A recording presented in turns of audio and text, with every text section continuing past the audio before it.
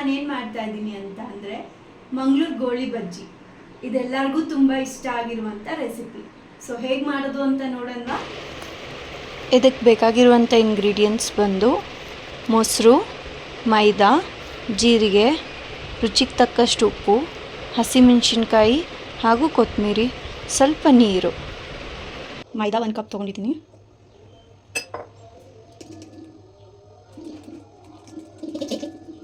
ಒಂದು ಸ್ಪೂನ್ ಜೀರಿಗೆ, ಉಪ್ಪು, 1 ಕಪ್ ಮೈದಾಗೆ 1 ಕಪ್ ಮೊಸರು, ಅರ್ಧ ಕಪ್ ಮೊಸರು,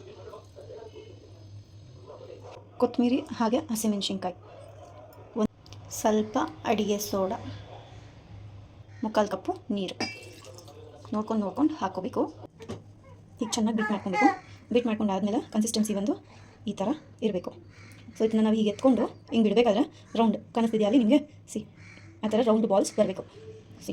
ಸೊ ಇವಾಗ ಇದು ಆಗಿದೆ ಅಂತ 20 ಮಿನಿಟ್ಸ್ ರೆಸ್ಟಿಗೆ ಬಿಡಬೇಕು. A few moments later.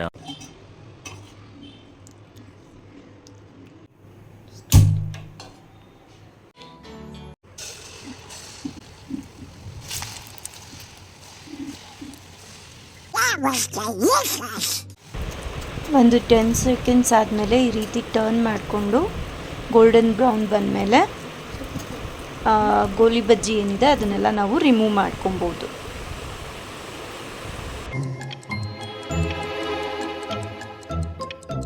Is finally done. So finally Mangaluru ಗೋಲಿ ಬಜ್ಜಿ ಇಸ್ ರೆಡಿ. ಹೇಗಾಗಿದೆ ಅಂತ ನೋಡೋಣ ಅಲ್ಲ?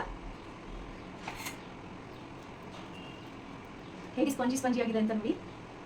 ಟೇಸ್ಟ್ ನೋಡೋಣ ಅಲ್ಲ? ಯಮ್.